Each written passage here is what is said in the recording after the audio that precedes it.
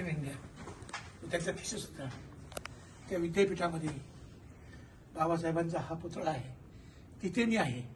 Colombia विद्यापीठामध्ये जिथे बाबासाहेबांचा पुतळा आहे, जो पुतळा अनेक काव्यांचा विषय झाला, ज्याच्यावर अनेक पोवाडे रचले गेले, तो हा पुतळा आहे, ऐतिहासिक पुतळा.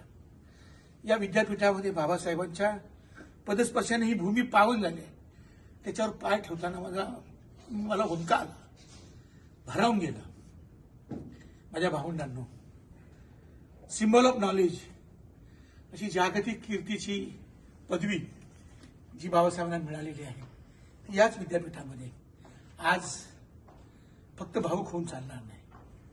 बाबासाहेबांनी जे क्रांतीची मशाल या ठिकाणी पेटवली आणि सांस्कृतिक क्रांतीचा पाया घातला, सांस्कृतिक राजकारणाचा पाया घातला, ते सांस्कृतिक राजकारण, सत्तेचं राजकारण आणि सर्व प्रकारच्या सत्तांना ताब्यात घेण्याची जी आपली जी भावना आहे, ती सगळी या ठिकाणी मला आता एकत्र झालेली दिसते आहे. आता थोड्या वेळात या ठिकाणी दुसऱ्या माळ्यावर एक मोठा कार्यक्रम आहे. या कार्यक्रमासाठी मिलिंद आव्हाड आलेले आहेत, माझा मित्र विकास आहे, संजय भगत आलेले आहेत, जो मुलगा माझं गाणं गातो त्याचं नाव मला माहिती,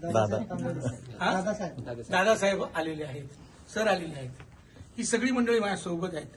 मला इतका आनंद होतो आहे की आज म्हणजे अमेरिकेत येणं ही वेगळी गोष्ट आहे आणि अमेरिकेमधल्या कोलंबिया विद्यापीठामध्ये येणं ही वेगळी गोष्ट आहे आणि त्याहीपेक्षा जिथे बाबासाहेबांचा पुतळा आहे तिथं येणं ही अगदीच वेगळी गोष्ट आहे.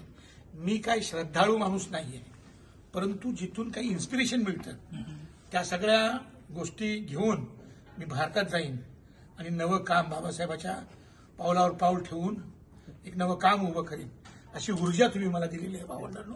धन्यवाद. जय भीम. एक फोटो घेऊया.